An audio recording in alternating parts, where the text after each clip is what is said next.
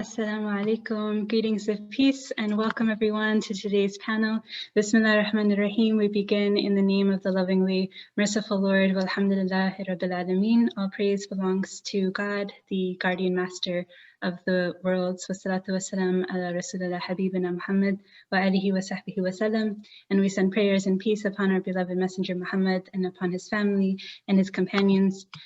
Greetings of peace again. Assalamu alaikum. My name is Sabrina Mirza, and I have the honor of serving as the assistant to the Muslim chaplain and coordinator of the Muslim Life program here at Princeton University, out of the Office of Religious Life. Princeton Muslim Life program was founded by Imam Sohaib Sultan, the first full-time Muslim chaplain at Princeton University, who together with his beloved wife Arshi over the last 13 years dedicated to building a really vibrant, welcoming, loving community here in Princeton, in and around Princeton's campus. So it's what they call a town and gown approach, where it is made up of not just students and faculty at Princeton, but equally importantly, the Princeton community all around the campus. So I want to just begin by expressing our deepest gratitude to Imam Sahib and to offer our sincerest prayers for him and his family as he begins hospice care at home. So if we can just begin with reciting Surah Fatiha. Bismillahirrahmanirrahim.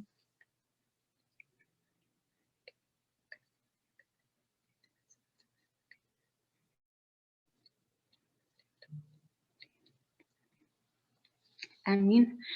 So thank you all again for joining. This panel discussion that we're hosting today is part of Princeton Muslim Life Program's series called Islam in Conversation, in which we bring together academics, activists, artists in conversation and reflection on critical issues of ethics and faith.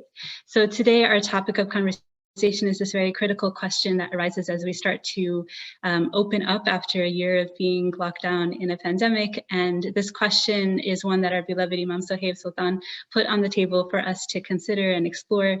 What should our lives look like after the pandemic? Which of course assumes that our lives should look differently, but how and in what ways? And so as we approach the blessed month of Ramadan going into this evening, we ask in particular how we can use this Ramadan to enhance our post-pandemic lives and how we can renew our lives and our communities and make this Ramadan a truly transformative one, both individually and collectively. So we're really honored to have a wonderful panel here with very diverse perspectives in terms of the kind of work that they do. Obviously, this doesn't cover all the perspectives there could be, but I think it brings together a good mix to the table and should make for a really insightful conversation, inshallah. So before I introduce our esteemed panelists, I want to introduce you all to my co-moderator, Raisa Chaudhary. She's a first-year master's student here at Princeton University in the School of Public and International Affairs, concentrating in international development. And she's been a wonderful addition to the MOP community, so I welcome her to the panel. Let me just spotlight her. And spotlight myself. Add spotlight, there we go. Okay, so the way that we'll proceed is I will give a very brief introduction to each of our panelists, and then I'll actually turn it over to them to just say in their own words, just a little bit more about the kind of work they do so that we can just better understand the perspectives that we will be hearing from today. And then we'll begin our questions. So we'll begin with specific questions directed at each of the panelists and then have more general questions that would be open to everyone and all the panelists to answer. And in the end, we'll open it up to the audience. So if you have questions, feel free to drop it in the chat or raise your hand and we can call on you in the end. So the first panelist that I would like to introduce to you is Dr. Mazen. Let me add him to the table. Assalamu alaikum. Dr. Mazen is a doctor of naturopathic medicine and the founder of Forward to Health, a holistic wellness clinic and educational initiative. Dr. Mazen graduated from Indiana University with a bachelor's in biology and from National University of Health Sciences with a doctorate in naturopathic medicine. He practices traditional naturopathy and homeopathy with a focus in somatic body-mind trauma therapy. And he studied with Hakeem Archuleta for several years and taken transmission from him.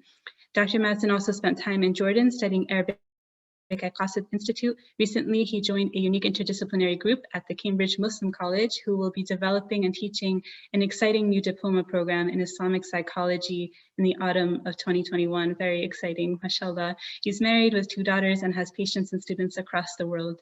And personally, I'd encourage you all to follow his work on social media for some really insightful posts that I'm sure you'll find benefit in, just as I have, and I'll post links in a little bit for that. And so we thank and we welcome Dr. Mazen. Our next panelist that I'd like to introduce is Dr. Sylvia Chan-Malik, who many of you know, as she's so graciously accepted many of our invitations to speak. Sylvia Chan-Malik is a scholar of American Studies, Critical Race and Ethnic Studies, Women's and Gender Studies, and Religious Studies. Her research focuses on the history of Islam in the United States, specifically the lives of US Muslim women and the rise of anti-Muslim racism in the 20th, 21st century. America. More broadly, she studies the intersection of race, gender, and religion, and how these categories interact in struggles for social justice. Sylvia is the faculty director of the Women's and Gender Studies Social Justice minor at Rutgers. She's also a distinguished fellow this year at Princeton. She's core faculty in the American Studies Department and affiliate graduate faculty for the Department of Religion. She's the author of Being Muslim, A Cultural History of Women of Color in American Islam. Many of you might have joined for her book talk on that here. And it offers an alternative narrative of American Islam in the 20th, 21st century that centers the lives, subjectivities, and voices of women of color.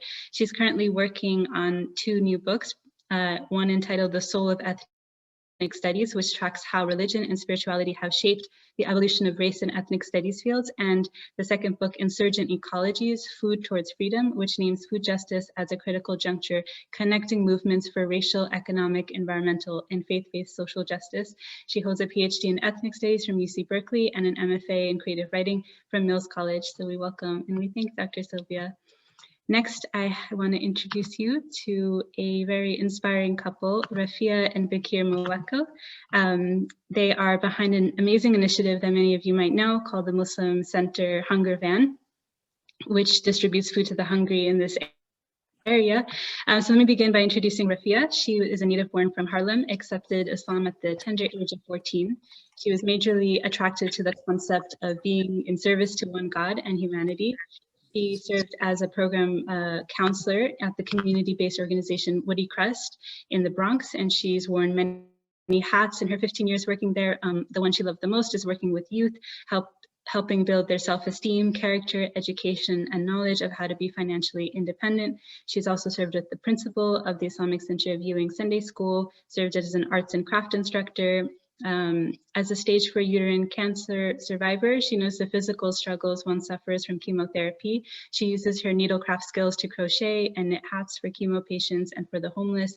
Her hats are used to be a constant reminder for folks to have faith and trust God, healing, and determination. She currently assists her husband Bakeer in 2 joint ventures to eradicate hunger, one with the Islamic Center of Ewing and New Africa Halal Group, and another with the Muslim Center of Greater Princeton. And they are eradicating hunger by providing fresh, nutritional, hot meals prepared daily and delivered to the seniors and the homeless in the Trenton and Princeton area. Welcome, Rafiah. And I would like to now introduce her husband, who was born and raised in Trenton. She was educated in the Trenton school system. He was educated in the Trenton school system, converted to Islam in 1975 with the advent of the Imam W.D. Muhammad taking over the leadership of the Nation of Islam. He has served as a cottage training supervisor for severely mentally challenged in an institutional setting, and he served as a supervisor responsible for seeing for all of the residents' needs. He also worked in the Trenton Psychiatric Hospital, and he's currently been at the Islamic Center of Ewing, where he serves as board secretary, and along with Rafiah, works with the Muslim Center Hunger Van project. And I'll post a link in a bit about how you can also get involved in helping that project. So I know I said I was going to be brief, but that seemed to be kind of long. I'm tired of talking, and I'm happy to turn over the mic now to our esteemed panelists. So let me turn it over first to Dr. Mazen. If you can just say a couple of words about the kind of work that you do. Bismillah ar-Rahman ar-Rahim, alhamdulillah, wa sallallahu ala Sayyidina Muhammad, wa ala alihi wa sahbihi ajma'in, alhamdulillah. Thank you, first of all, for having me. It's really a pleasure to be with you all and this esteemed group of panelists, alhamdulillah. So in terms of my work, I'm a clinician at heart. So I'm really, I see patients day to day. I have a clinic here in Chicago called Forward to Health. And we've moved recently more so telemedicine. So I'm doing a lot of online work. But basically I work in holistic care. I do a lot of trauma work specifically. So I'm helping people really trying to understand the inner world of and the inner dimensions of their conditions and what's going on, and trying to offer solutions for them. I don't consider myself a healer. I don't consider myself someone that really brings anything outside of what they already can have within them, and as opposed to facilitating the healing that's already within, inshallah ta'ala. So that's really a paradigm shift I feel is really important to name. But yeah, that's really kind of a normal guy. It's help people kind of connect to themselves and remove any obstacles that may be in the way of that. I'm doing that. MashaAllah, thank you so much. Dr. Sylvia? Thank you so much. Assalamu alaikum, everyone. Thank you so much for inviting me to be a part of this really wonderful and important conversation as we start Ramadan this year, inshallah. My name is Sylvia Chan-Malik. I am currently here on the faculty at Princeton for the semester as the Anschutz Fellow in American Studies, where I'm teaching Islam in and America with a wonderful group of students, some of whom I hope are here watching. I usually teach the same course at Rutgers. My research specializes on the history of Islam and Muslims in the United States, in particular in regards to the intersections of race, religion, gender, and class, with a particular focus on women's history and the formation of US Muslim women's identities. My new project is one that has really come out of this pandemic. So I'm hoping, I can think a little bit about it with everyone here, thinking about the ways in which racial justice movements and social justice work and advocacy that many of us do are related to sacred practices and should be in many ways rooted in the sacred practices that we implement in our daily lives. And one of the things I've been thinking about a lot is how racial justice work is a type of soul work. And it's something I'll be thinking about through this Ramadan. So thank you so much for this invitation to be here with all of you. Thank you, Sylvia. And I now want to ask Bakeer and Rafia to just say a few words about the work that you do. What was that? If you can say a few words about the work that you do. We're working with the Muslim Center of Greater Princeton and the task, that's Trenton area soup kitchen, and a collaboration of feeding the hungry. We are trying our best to eradicate hunger in the Trenton area. So it's a very humbling experience to be able to do that.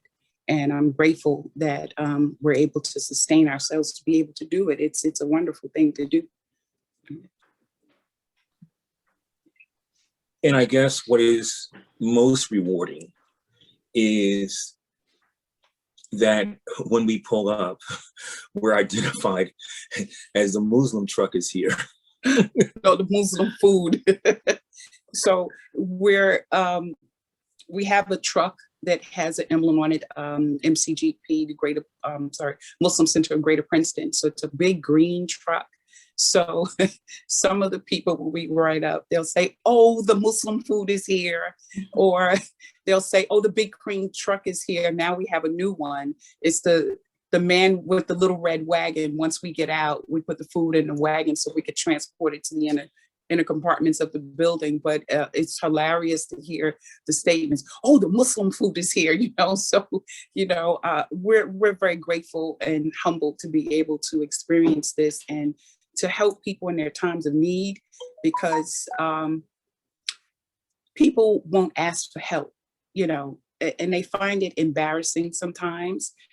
Even when we offer, no, I'm okay, I'm good, But so sometimes I'll encourage them, perhaps you want to take it for a friend or a loved one, someone who might need to eat. So if I take the emphasis off of themselves and say, maybe you can help somebody else, they may be very interested to do so. But, you know, I could imagine if you don't have, and you're used to being able to maintain yourself and to give others. So when the switch situation flips, it's difficult for you to accept, you know, but God gives us things in similitude so that we may have understanding. So I understand what it feels like if you're hungry or if you need help and you're kind of embarrassed to ask. So we have to make it very peaceful and, hey, it's good food, you know. Once they taste the food, then it becomes, here comes the man with the little red wagon. He's got food, you know, so, you know, it becomes a little easier. Mm-hmm. MashaAllah. Thank you so much. And may Allah bless you and all of the work that all of you are doing, such wonderful work. So I want to just jump right into the questions. And the first question is for Dr. Mazen. Of course, if there's anything that anyone wants to add to these questions that are more specifically directed, that's totally fine. So Dr. Mazen, so today's panel is about renewal, and when we think about renewal from an Islamic perspective, what seems to be the starting point is the fitra, which is the natural primordial state that we were born in, and restoring that state. So I'm wondering if, as a doctor of Hikmah medicine, if you can first explain this concept of the fitra, what it means to restore the fitra, and then in what ways has the pandemic provided an opportunity maybe for restoring this fitra, in what ways has it challenged it, and can Ramadan and the spiritual disciplines of fasting and khalwa, seclusion, and these other elements of Ramadan also provide a unique opportunity for us to work towards restoring our fitra. So to summarize, what is the fitra, what is restoring it, and how can we relate that to the pandemic? Lots there. And to be honest with you, that's a whole hour at least to cover that and give it its right. So I'll do my best in 5-10 minutes, okay? And please, everyone else chime in if you have anything else to add. I'd love to hear other perspectives as well. But to define it, I think it's good to define fitrah first. And there's a lot of different definitions that have been given to it. What I like is the core primordial, you called it condition, people called it primal matrix of the essence of the human being, so forth. And so it's kind of the essential signature of what it means to be a human being. Each of us carry. And each creation of Allah Ta'ala has a fitrah. So we as human beings have our own fitrah as human beings, but also the lions have their fitrah, and the cats have their fitrah, and the eagle has their fitrah. It's really amazing for me. I have a young child, toddler, and you know, when we first taught her the dog, for example, you know, she would recognize dogs, different types of dogs as dogs, like Siberian Husky versus like a Chihuahua, and she knew it wasn't like a rabbit or a squirrel because her fitrah was recognizing even the little dog is a dog, even though it's not outwardly manifest. There's something that the heart, that the basira, that the fitrah can recognize of the other fitrahs, of other creations. So that's what we're speaking to. And that's what good religion, I believe, good religion, Islam, and good medicine, I'm biased with my medicine, hikmah, naturopathic, holistic medicine, should speak to as well. That's kind of like the starting point, and other systems of faith, perhaps other systems of politics or economics or social justice or education, parenting, medicine that don't posit this at the central tenet tend to lose ground very quickly and lose sight of what the actual objectives are, which is restoring and maintaining and optimizing our connection to the fitrah, such that it may flourish, inshallah ta'ala. So when we talk about restoring the fitrah, it's clear to also note that the fitrah doesn't get adulterated. It can't by its nature. It's untouched by things. It's something beyond, but that it's contained within. So what happens instead is more of a type of suppression or a type of isolation from, or a veiling, oftentimes the language is. So, or disconnection or dissociation. These are all kind of things to describe the relationship we have with our fitrah, not necessarily the fitrah itself.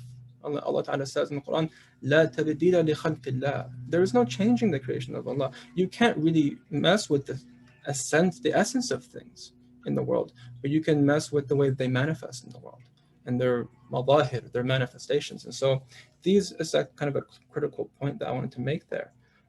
So what was the third question after restoring the fitrah? The challenges. So the challenges, yeah. So the challenges in the pandemic, of course, is that now we're all kind of unable to move. We're being put on lockdown. We're isolated from ourselves. Part of the matrix of fitra is a matrix of connection, of interbeing, some people have called it. That in some way, we don't reduce ourselves from the whole. We don't reduce ourselves and isolate ourselves in a regular sense from all of what's happening out there. We're totally connected to the fabric of reality. We are part of it, right? The believers are like one body, as the Prophet ﷺ taught us. If if his eye ails him, the whole body ails. If the head ails, the whole body ails. There's a type of interconnectedness with all of creation, even in the role of Khalifa, the human being, that there's a type of shepherding, type of maintaining, of nurturing of all of creation, that the potential of that role lies within us, in the fitrah, right? And so this isolation, this segregation, and this fear, and this panic, I mean, it's a plague of fear as well. And when you have the WHO coming out in late summer saying, we overdid the campaign of fear, you know that, something, was a little bit overdone, because people who are coming to me are really struggling with helplessness, with hopelessness, with despair. A lot of sadness, a lot of disconnection, mental health issues, addictions are on the rise, suicide, abuses, all these sorts of things, substance abuse. And so at the end of the day, what we have to be able to appreciate is that even though I believe this is all ar-rahmah, and I'll get to that in a moment, that there's great good happening here, potentially. It's been a challenge for many people to be able to find the resources, to find the connection, to be able to employ their agency in the way that a fitri person would like to be able to do. Ibn Khaldun talks about in the Muqaddimah about the fitra, the most fitri person is the Bedouin, because he's his own man, his own women, or her own women, living in the desert. The stars are above them, the horizons are open, there's no government telling them what to do. They usually have weapons, they're capable of self-defense, they're fully capable human beings. They're very connected to the elements and the wind, and they can track birds and animals, and they're super connected. And so when someone has been caged up, if you will, there's a type of minimizing of those capacities within. And there's a dimming of that light potentially within. And so all these other faculties and functions of the human beings become very difficult to come by now. People maybe, so that's that. I don't want to go on too long here. Be mindful of my rants. I have the capacity to rant. Did you want to chime in? Just the last part about if you can speak to Ramadan and how maybe this can also provide an opportunity for. Yes, good. Okay. So Ramadan offers an amazing opportunity because in some way it's a break from the norm. Much of what's happening right now is a result of much of humanity's excesses, if I may say.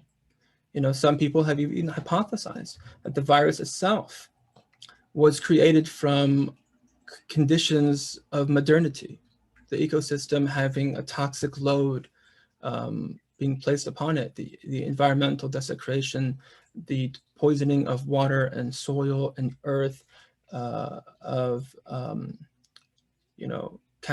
capitalism and its excesses. And so for us to be able to recognize that Ramadan is here for us to offer a safe haven for us to be able to heal and to connect and return back to that fitrah in a very significant way. In medicine, you have the healing crisis and you have the disease crisis. They may look the same. So when a disease crisis is basically the illness that presents in a person physiologically, mentally, so forth. There's inflammation, there's pain, there's bloating, constipation, reflux, all these different things happening. Those are symptoms of the disease. And if those things become worse, the condition worsens, we call that a disease crisis. But what may happen when you begin to restore the conditions for health, creating the conditions for the fitrah to arise, for the vital force to begin to mobilize back, to heal, to return the condition internally to restore function to the tissues of the organ systems. We call that a healing crisis. It might get worse for a little bit, and it may seem like it's just the disease crisis aggravating, but it's the beginning of the return. And in almost every tradition of holistic medicine, one of the first things we do is we fast people, because we break the norm. We create a total break from this normative pattern of eating, sleeping, moving, thinking, relating, all that. And then we offer this place where the vital force, the healing power of the body, Ruh al-Haywani is called in the traditional literature, the animal spirit, can be galvanized and can be supported to return and restore our connection, our integration, and our interfacing with our inner fitra, inshallah ta'ala. Inshallah. Jazakallah khair for that really comprehensive answer. Would anyone like to add to that?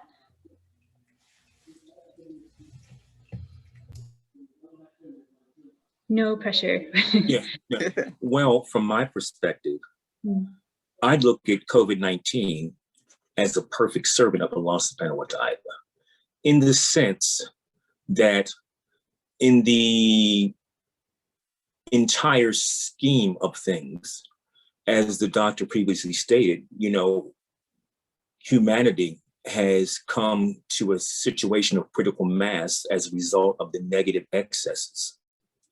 So COVID-19 is very simple. It's almost like, have you said your prayers today? Either you have or you have not. COVID's question is, how is your immune system?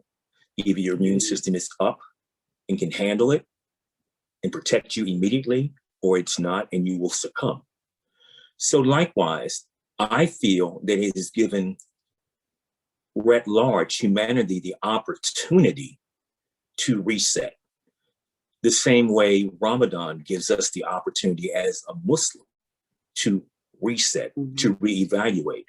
But COVID-19 has uniquely forced humanity to have to submit, and they were never asked.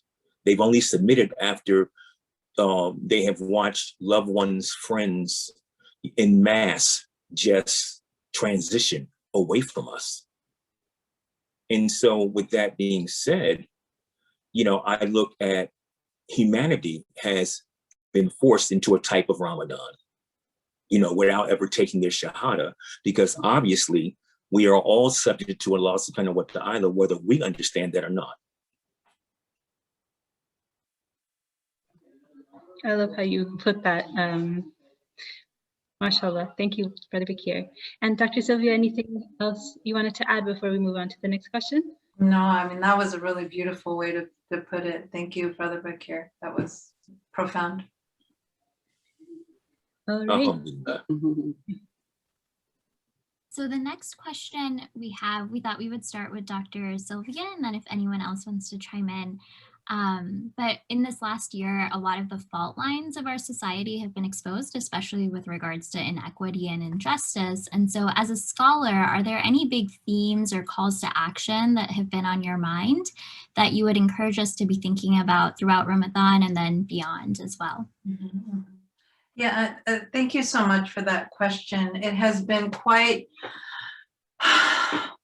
a roller coaster of a year, emotionally, psychologically, spiritually, for so many of us, not just because of the pandemic, but because of the conditions in which we live that have caused us to be so tapped into so many of the injustices that we as a society are confronted with while we are kind of in the space of our own homes with our only outlet sometimes. And I absolutely agree with Dr. Mazen that we are part of humanity, even when we are, seemingly isolated. We are never truly apart, but our modes of connection have shifted. And so in this age of social media and screens and digital information, we have gotten kind of these insights into issues that are happening, like the murder of George Floyd, like all the protests, the Black Lives Matter protests that came afterwards, thing after thing, the election, the insurrection in the Capitol. It's like it happens so quickly that the one overwhelming feeling that, I think all of us have experienced, and I very much experienced this through my students and through conversations that I have with young people and my own children, 2 teenagers in my house, is that they are utterly exhausted, yet they are so resilient. And I think that speaks to very much kind of these larger themes around these issues of race and injustice and social tumult that we're dealing with constantly, that people are exhausted. And I think that tells us something about the impacts of social media and the impacts of the legacies of racism, anti-Blackness in particular, inequality. Brother Bakeer and Sister Rafia are talking about homelessness, like these exhausting conditions in our society that create what a mentor and amazing scholar, Ruth Wilson Gilmore, calls these, vulnerabilities to premature death for entire populations of people.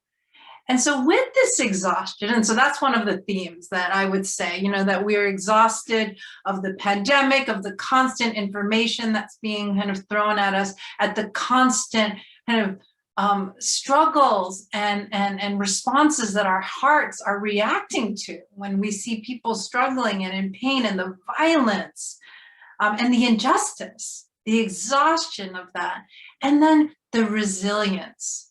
I think the kindness that people show, the goodness of so much. And so one of the themes, and Sabrina knows this about me and the MLP and Imam Sohaib, is that, a wonderful thing that's come out of this pandemic in a lot of social justice communities has been the growing of gardens and plants, and people really understanding that regeneration and repair is not just something we do in cities. And we do it in cities, but you mean in the streets. But it's something that happens on a molecular level as well, that we actually have to put our hands in the soil and regenerate the earth. And this is something that is connected to our enslaved African communities in this country who work the earth here, immigrant laborers, refugee labor, our own ancestors and immigrants who came to this country who worked the earth, and really thinking about injustice in our food systems, injustice in our air and in our climate, injustice to access to fresh water.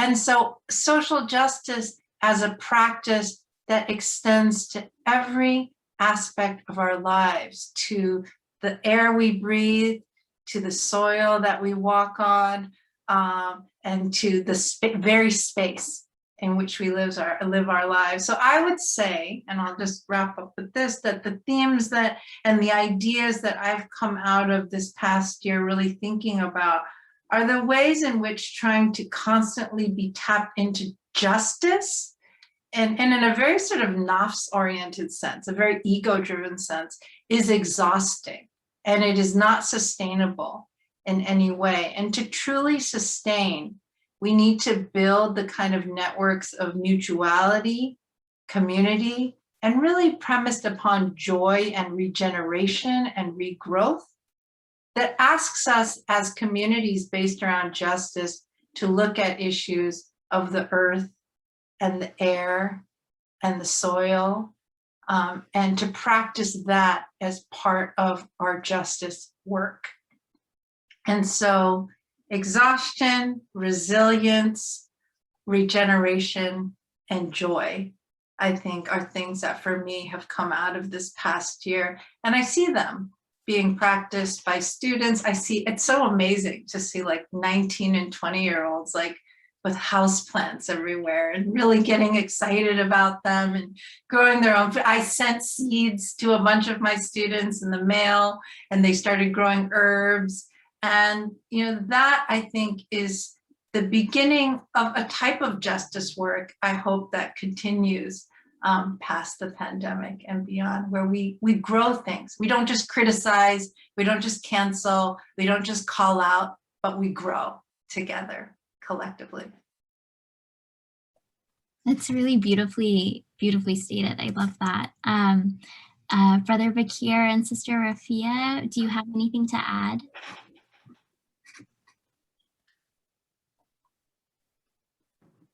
Yes, just listening to what Sylvia and Mazen was saying, particularly Mazen, I see it all that's happening like a boil.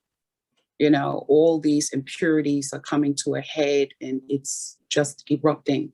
And Ramadan for us always has a healing property to it, because it puts you back in line with your natural fitra. And it appears as if, because we have all this technology and this these rapid fire horrible stories that we hear about, and the great stories that we hear about, it causes us to come together as a community. And the thing that I saw, and I'm still seeing it, like when Barack Obama was president, the Senate didn't want him to get anything done, you know, just because.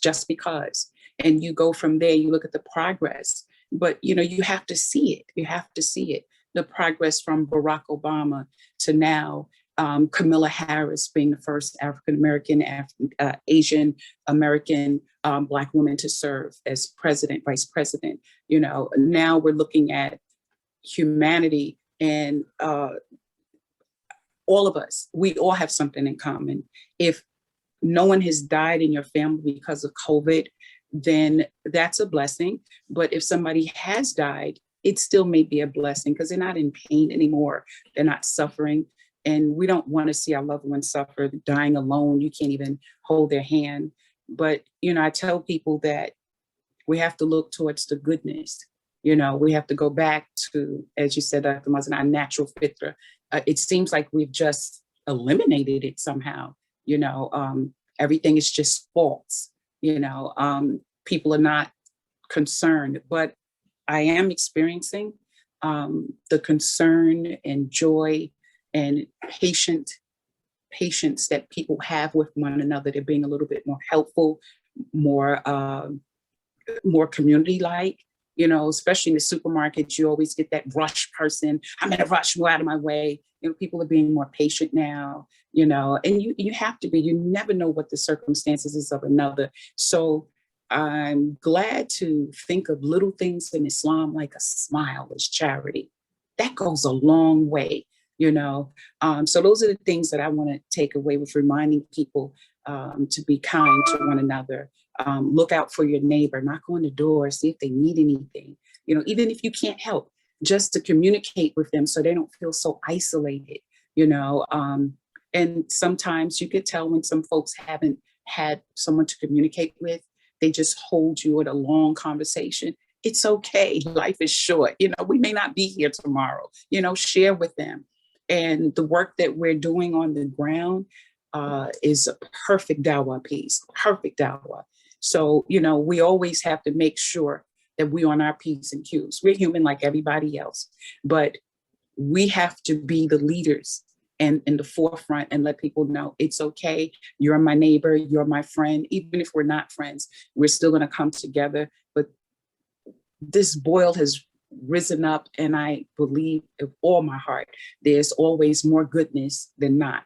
And I think they're just gonna come to a realization that you have to stop and start with a whole brand new slate.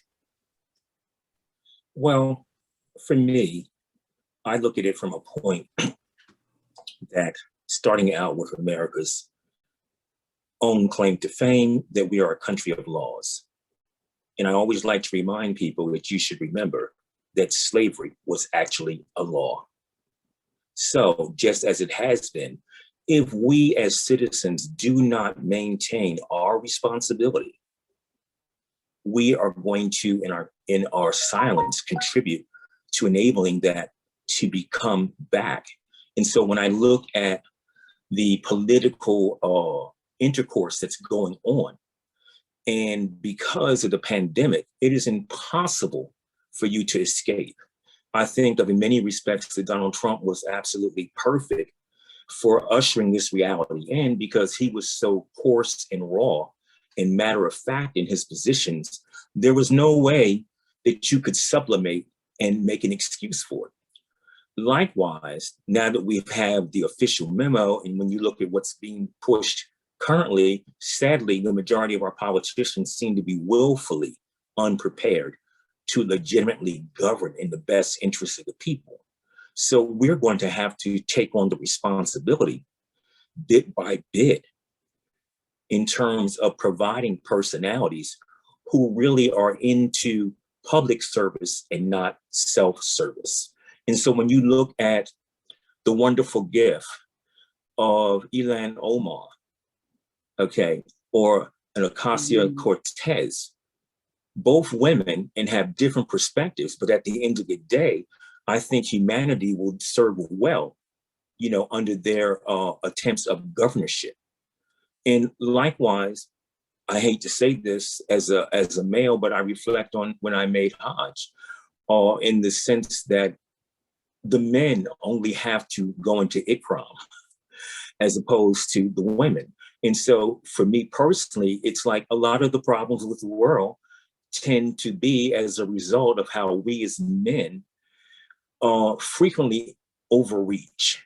And we are so prepared to enforce what we think is correct, and we don't take into consideration anything and how it affects anyone. And very simply said, there is not a law on the books that that creates any type of checking for a man. However, men are always trying to determine what needs to be done for a woman without having ever had the experience of what it is to be a woman. So inshallah, you know, as we all grow and learn, we'll get to a point where we can honestly communicate with each other those things that need to be done to make it easier for us, you know, as a community of Muslims interfacing with our Christians and Jewish brethren, you know, the Baha'i, you know, Sikhs, you know, whoever you are. Because from my perspective, there is only one author. It's just a question as to which particular iteration you've tapped into in terms of your religious beliefs.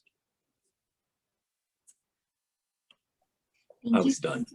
Thank you so much. And then Dr. Mazen, did you want to add anything? MashaAllah, not much to add to any of that, MashaAllah. But one thing I will say about social justice and its connection with healing, I often get people, like I mentioned, doing one-on-one work with me. And it can be very subsuming, you know, people coming in and just talking about their own conditions and their traumas and their parents and their grievances and their heartbreaks. And it can get really dark and, you know, egocentric. We can maybe even say nafsani. And so what I tell people is, listen, you know, at some point, you have to be graceful with this stuff, right? But at some point, it's like we have to be able to reach out because of that reality of interbeing, that we have to be able to take a deep breath in, do your work, go into the cave of Hira, if you will. Go into seclusion, go into khalwa, take Ramadan time, take your time, like take whatever you need to do. But at some point, you have to realize that for you to be well, you have to exhale. You have to give out into the community again. You have to find your purpose, find your engagement point, find your connection to the greater world out there, because your health and your well-being and your truth, your deepest reality won't be able to shine through until it engages with the greater world. And so that's something I tell people all the time. You have to be very careful because it can get really, you know, morose. And, you know, it gets really dark when people are just constantly, I want to, you know, people will come in and there's some people that will do like weekly for like almost a year. At some point, it's like, okay, you know your nafs better than I think anyone on earth right now. Like you've done really good work. But what you're missing now is like, stop doing sessions with me. Like, go find a permaculturist nearby and learn how to regenerate soil. Learn how to compost. Learn the local trees and herbs. Learn how to use homeopathy, and teach your kids how to not self-medicate, but treat their ailments. Learn Qigong, and teach other women in the masjid Qigong for stress management. Like, I don't know, like, be creative, but you have to be able to give back. And so that's that social component. That's a determinant of health, as far as I'm concerned. The same as diet, hydration, sleep, exercise, relationships, ibadah, purpose, service, engagement with the greater world. You have to breathe out into the world, and then you can take more in for yourself. But if you're constantly, you're going to run out of, its capacity. And so you have to exhale to allow for the next breath to come back in. And that's the dance with life. And that's the dance of the Sunnah.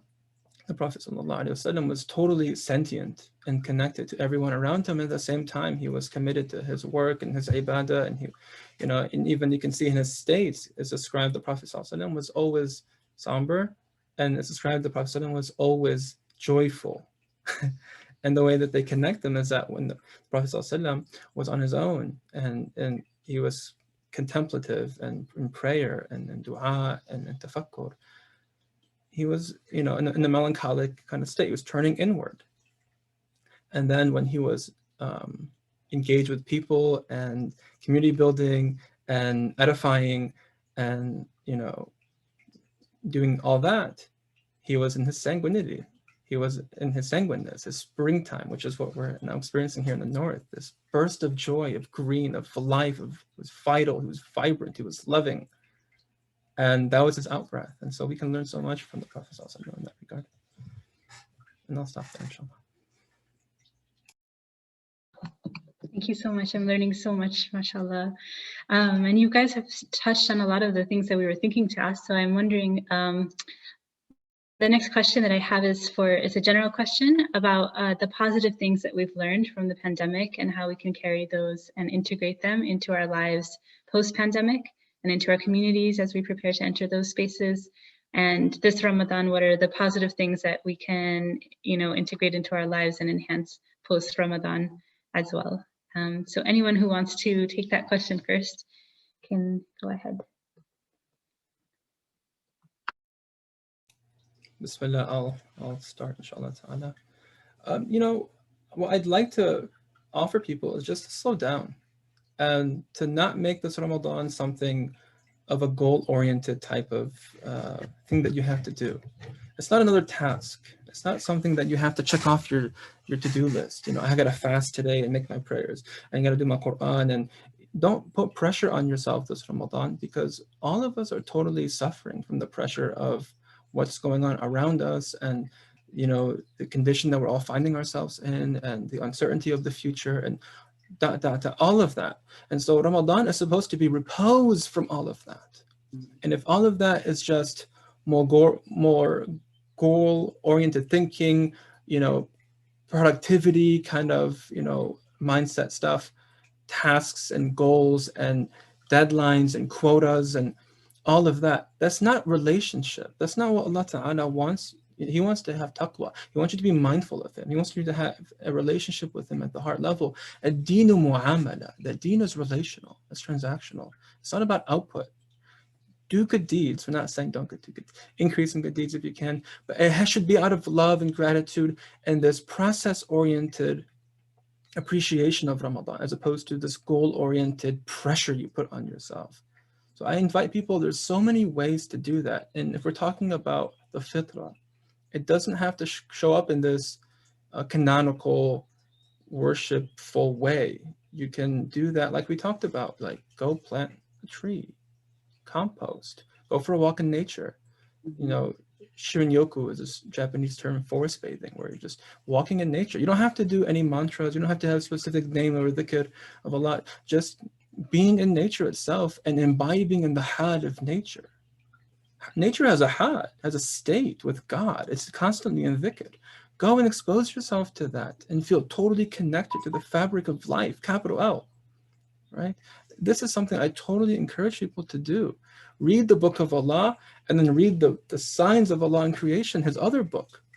He has 2 books. Allah Ta'ala has Kitab Mastur, the lined book, and Kitab Mandur, the book you witness.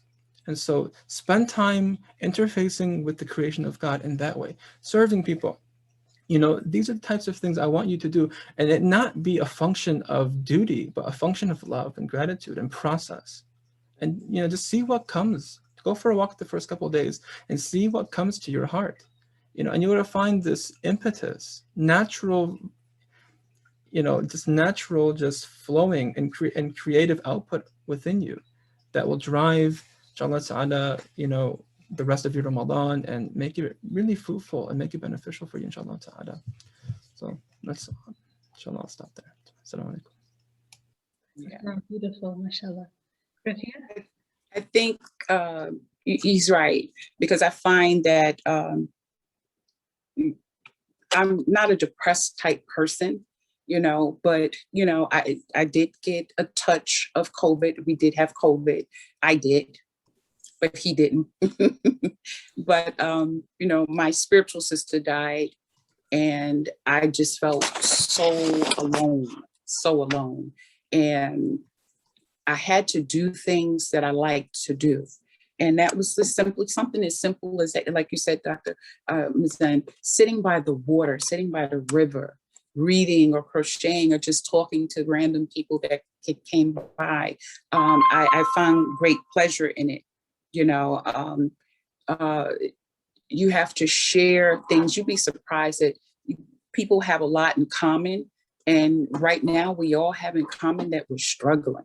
Whether you're rich or poor, you're still struggling. We're struggling with the thoughts of being pretty much locked down with COVID. You're struggling with keeping your head above water in terms of your mental space. You know, you have to remember to be happy. You know, we are so blessed. We are really so blessed. Although we're being faced with trials, Allah says in the Quran, do you say that you believe and think that you will not be tested? You know, so get off of your butt and do something positive for yourself, or better yet, someone else, because it feels good. And eventually it'll start to make you feel good. I get great pleasure in serving the people food, even when I'm tired. I think about what one of the sisters says to me, you know, my back is hurting and I really need to take a muscle relaxant and, you know, to get in my peaceful state. And she says, you know, when you're doing the work of Allah, He makes things easy for you. And I thought about what she said, and it lifts, the pain lifts, and I'm able to do a little more. So, you know, find a hobby, talk to a friend, do something, planting. You know, if you were here, you would think that this was the botanical gardens. My husband has lots of plants, extra children, but and it feels good. I like to take a walk, and with all the beautiful colors that Allah has put His signature on creation, you know, it's just beautiful just to stand there and look at it. Like you said, to take a deep breath, you know, slow down, and trust me, the COVID has folks slowing down. You know, it's the things I want to continue to do. As it's not something that's new for us as Muslims, because we're supposed to fast. We're supposed to be kind to people. You know, this is one of the tenets, charity. One of the tenets of Islam is charity. So it's always encouraged to give, you know, and give willingly, because it comes back in tenfold and better. You know, I don't think you can get past that feeling. It is an exhilarating feeling. You know, don't do it to hear someone say thank you, because a lot of times when we're serving food, we don't get a thank you. So what? Keep on moving. You know, we do get a thank you, or you don't know how this helped me. And you're right, I didn't, but I'm glad it helped you. You know, so those are the encouraging words that help us to continue, you know. And I think of waiting for another family get together. My mom turned 99 years old. So we're always wanting to go and visit with her. So that's another thing that keeps me happy, talking to my mom, you know, and knowing that there are a lot of people who don't have their loved ones to talk to, you know. I think about my sister a lot, and I miss her really, really bad. And one of the sisters in New Jersey here that gave me such love and kindness, and she's also gone. I felt like both my arms was ripped off my body. But when I think of them now, I think of them in terms of doing things that would, things that we used to do together, and just calling them, say, I know you're here with me. Come on, let's get this done. You know, calling others to help me to get it done. I just refuse to be defeated. So that's where I'm at with mine, refusing to be defeated. We will get past this. We will do this with pleasure. And it is going to be a joy for everyone, you know, involved. Well, Oh, sorry, go ahead. yeah, that's okay. Do you want me to speak or? So, okay. I was just going to basically concur with my wife. I think one of the things that we have volunteers that come out with us, and in many respects, because of what they have been blessed with in terms of the work that they do and other services, they really don't necessarily have an opportunity to interface with just very basic people. Or people who are in such obvious need. And so they become very surprised when we're serving and you get this medium tone, Assalamu alaikum. And then it stops you and they turn around and they look. And they used to be surprised, but I make them aware that there were a lot of people who converted to Al-Islam in Trenton, because Trenton is only 7 miles square. So it's very concentrated, you know, but it's like, you know, just to look at the expressions on their face when it happens and we talk later, you know, they're just pleasantly surprised with that interaction. And it just verifies for me, you know, that as difficult as it is, you know, we're not lost. We just have to hold on to the rope of Allah and make dua for ourselves and other people. Mm-hmm. And I'm just really hoping and praying because I know for myself, particularly since I drive so much now, I'm always looking to provide that little extra. Well, like, yes, you can make a turn. I'm a large truck at that particular point. You making a turn across the lane can be difficult. So I have no problem slowing down and stopping to let you do that, because I realize, particularly depending on where I am, there are many of my other drivers who are not going to let you in. And what does it take, particularly when 200 feet, there's a red light, and if you're not going anywhere anyway, you know, so it's just raising the level of mutual civility, you know, and understanding that we all share, you know, in the healing process for humanity. I found it very interesting that when we're serving food, one of the gentlemen said to us, "You guys are Muslim?" I says, "Yes." And he said, "Wow." He says, "We don't get to see the Muslims serving food." I was devastated. I'm like, "What? What do you mean you don't?" You know, and I'm thinking, you know, this is something that we do all the time. Women could be identified because of our head coverings. If the men don't have one kufis, then people just don't even recognize them as being Muslim. But what I tell people most is that I want you to recognize the character of a Muslim, the character that we all should have, the goodness and the patience and the love and kindness for one another, you know. So when we go and we speak to them, a lot of them don't know our names, but they know him as the man that drags the little red wagon or the man in the big green truck. That's fine with me. And I think it's ultimately extremely funny because you should see the expressions that they have. But I want them, this is the best dawah that we could do, is little things for people to help them to understand that Muslims are like you. And like you, we are obligated to do these things, you know. So that helps us a lot, just realizing that you're doing dawah, and make sure that your dawah is correct. So in doing that, you have to make sure that your personal self is correct, because we don't want people to see us do something out of character and say, "See, those Muslims," you know. No, we don't want that, you know. So it's a blessing.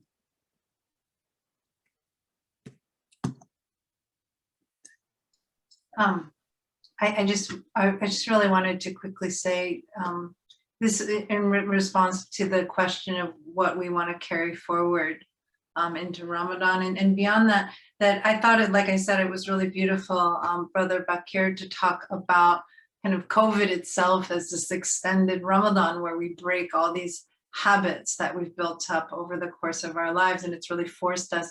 And as someone who converted to Islam and has thought a lot about conversion processes and how those happen within American society and in particular in women's lives, like what does that mean to become Muslim as a woman in particular, where you have to learn how to have a family and live your life and raise children and do all these things that you may not have known how to do as a Muslim prior to being a Muslim. You know, conversion encompasses all of that. I also see this past year as a type of conversion process for many of us in regards to our soul practices. You know, what feels good when you can't go anywhere?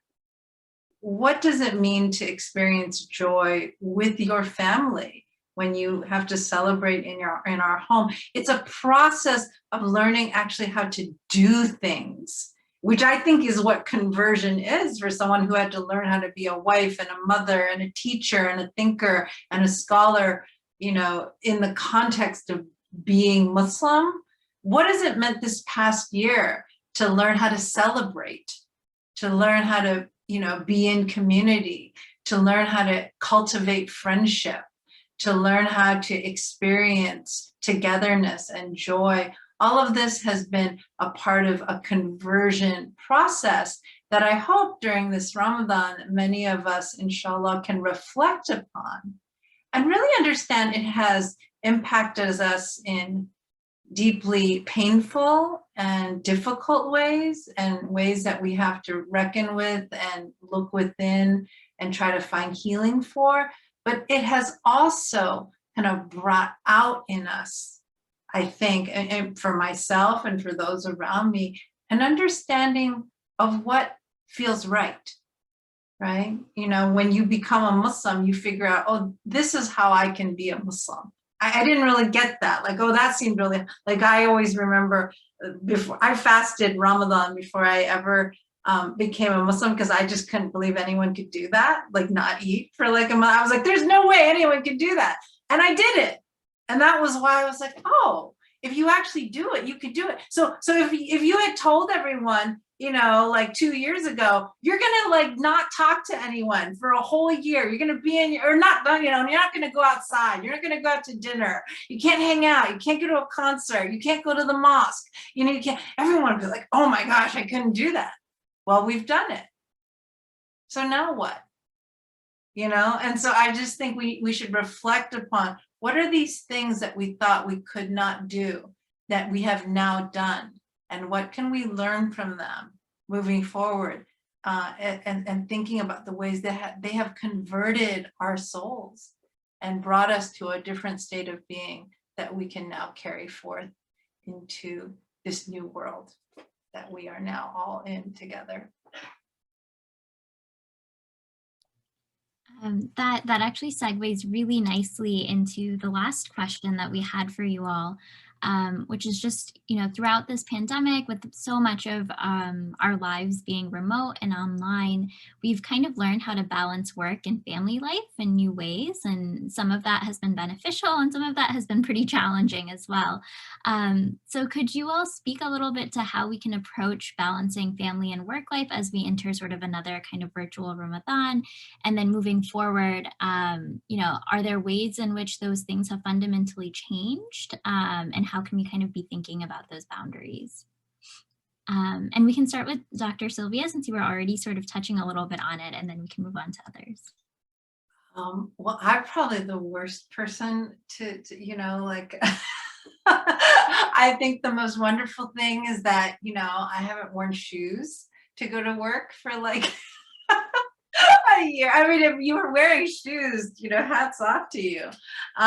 No, I think what's been, you know, for me in terms of how it has shifted work is that as an academic, and this is probably particular to my job in particular, as someone who for a very long time never shut off, who would answer emails at midnight, and who would, kind of, to the detriment of my family, kind of constantly be like, oh, I have to do this, I have to do this.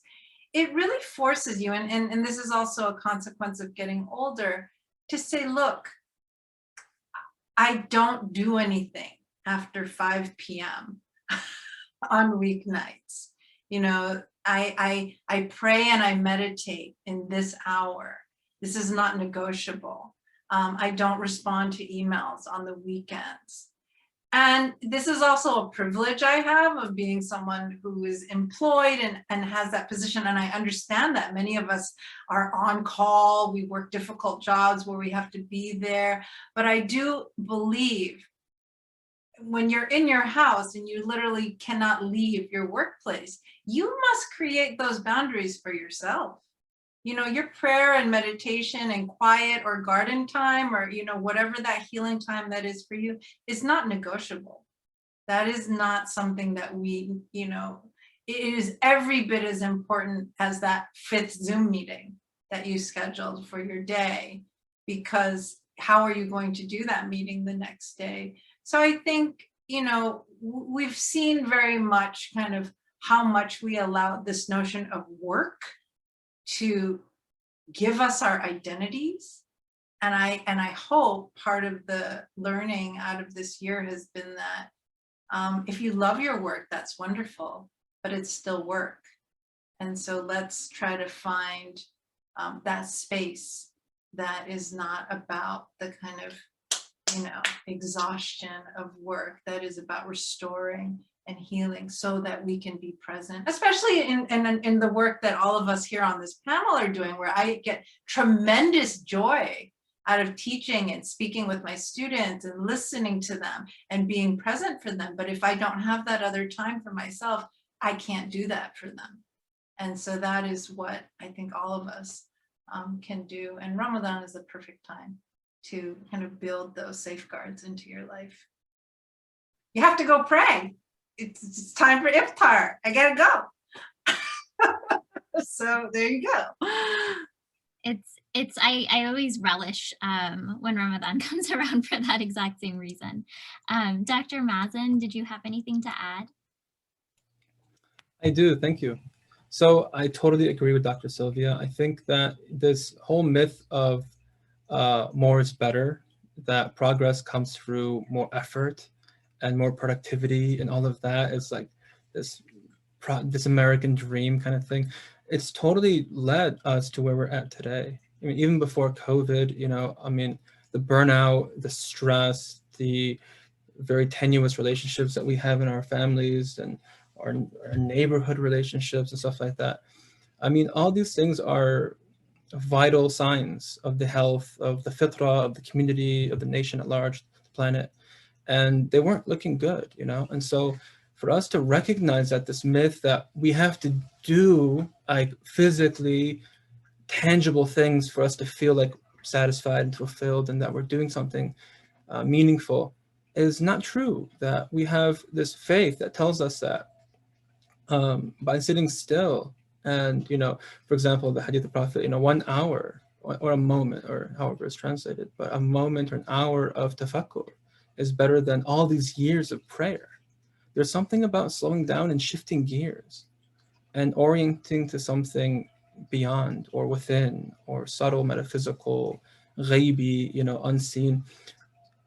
And so these are the things that I want to be able just to, for me personally, it's also a struggle for me too, believe it or not. I sit here all day and recommend people and give nasiha and this is what you should do. And then I have my kids downstairs and they want their daddy and they're coming in here sometimes during sessions and, it's a challenge sometimes, and so being able to really put boundaries, understand the fitrah of nature. I mean, there's so many lessons that we can take from nature. When the sun sets, you don't have raccoons doing their bills outside on my lawn. They're not doing their whatever work that raccoons do. I'm just joking, right? But like you don't see animals scavenging food and doing what they do during the day at nighttime. Inna fi khalqi samawati wal ard. Verily in the signs of the heaven, verily in the creation of the heavens and the earth. Ikhtilafi al-layli wan nahar, and the alternation of night and day. are signs. The ayatin li ulil albab are signs for those of deep insight, of deep core, lub.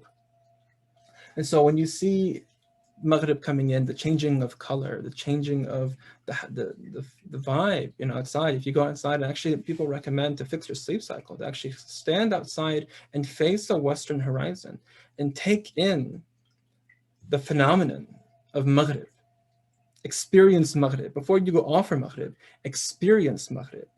And it has a physiological, emotional, metabolic effect, psychological effect, spiritual effect on the soul, on the embodied soul.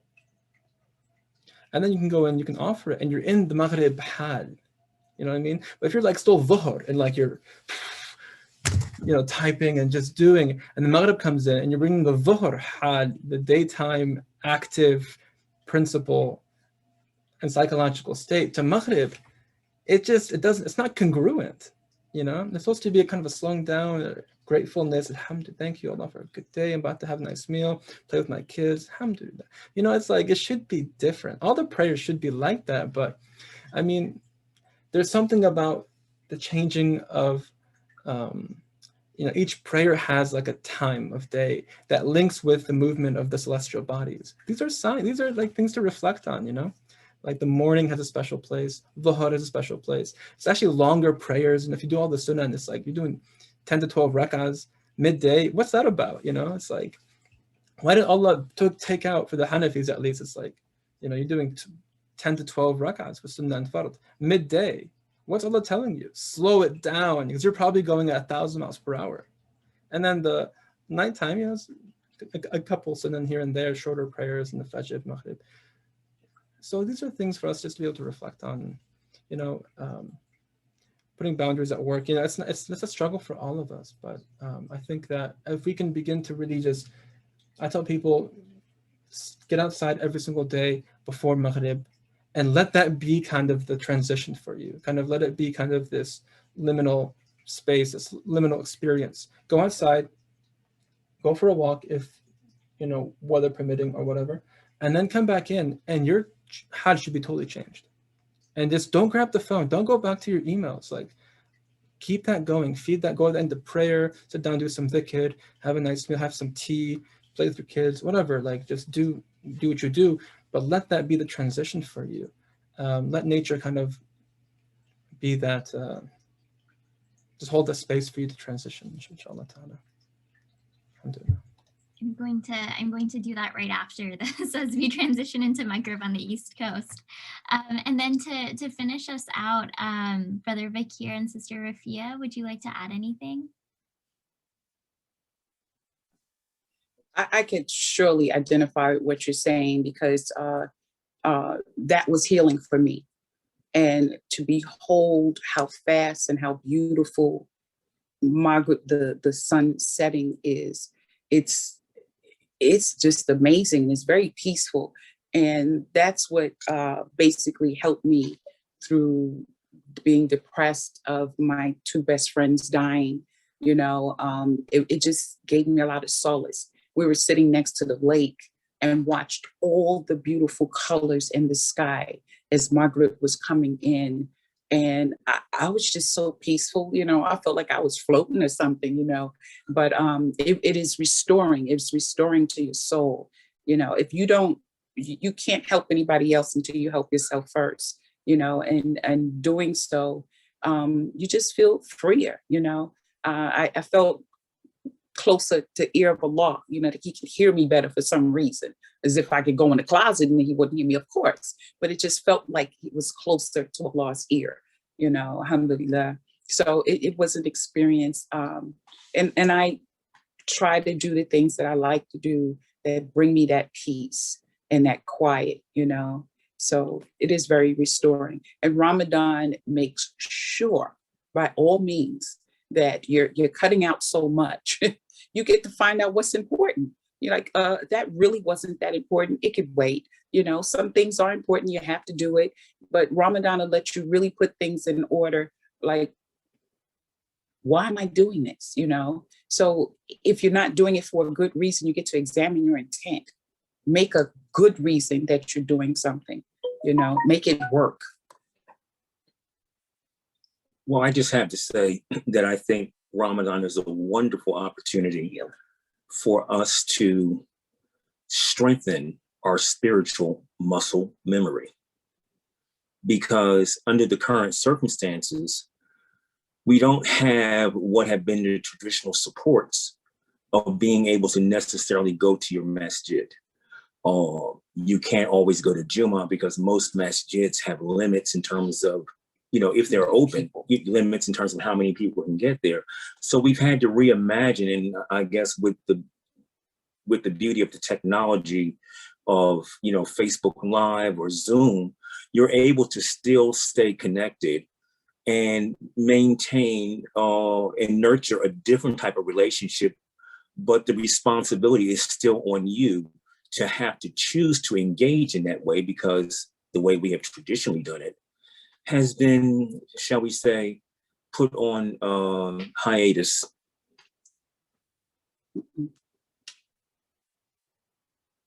I think that I always say to people is, text me, email me. I don't think there's anything greater than the power of the human voice. You don't, a text could be totally misunderstood, could cause all kind of havoc. But the power of the human voice could be soothing and relaxing and just, I'm here for you. It offers a whole lot, and it offers the time that, okay, I gotta go, but again, those are things that are helpful too, just to call someone and say, hey, I just called to see how you're doing.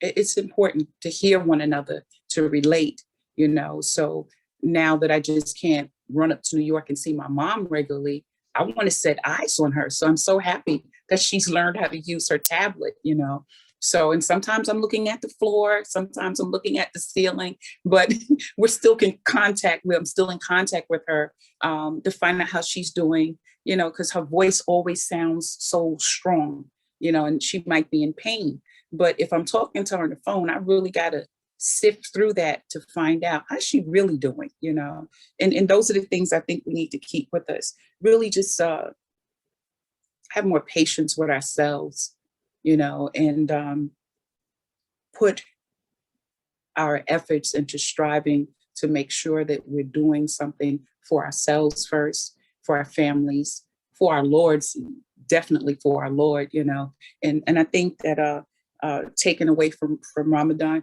not only from COVID, the importance of family is really important to me.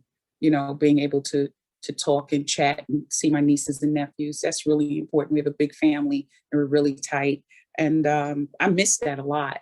So I'm looking forward to doing that again, and in doing so, just little gifts of kindness, little toys for the kids or something like that.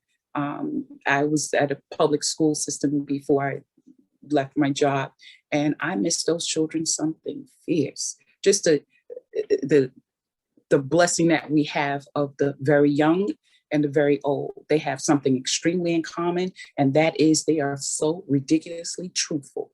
They will speak the truth, and it may hurt your feelings. And all of us in between have learned how to navigate. Yes, to navigate everything in between, to be calm and to use the right wording. Little children don't care. They say exactly what they mean, and so do elders. So, again, we just learn how to walk again and how to talk again, and we still miss each other and love one another and reach out and meet new people. I think this is a time that I have met more people in different nationalities, and we all have the same thing in common.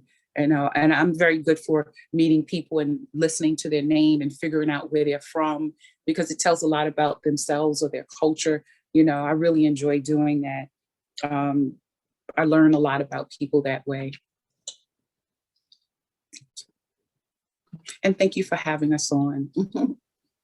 Thank you all for joining and for giving such beautiful insights and these little things that I know are going to keep coming into my mind throughout Ramadan. And I wish I could spend more time with all of you, just hearing more of your insights. And I know we're at time, and on the East Coast, Maghrib is coming in soon. And with that, inshallah, Ramadan. So a very blessed Ramadan to all of you on behalf of the Princeton Muslim Life Program.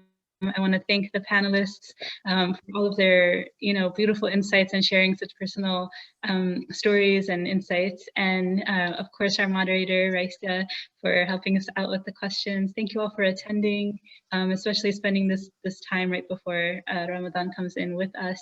If you're not on the email list, I encourage you to join muslimlife.princeton.edu, and I'd like to keep you informed about our upcoming programs. But thank you so much, and assalamu alaikum wa rahmatullahi. Wa alaikum assalam. Assalamu alaikum. Wa alaikum assalam. Thank you, Sabrina. Thank you, Sabrina. Nice. Thank you. Nice. Thank you all. Tomato.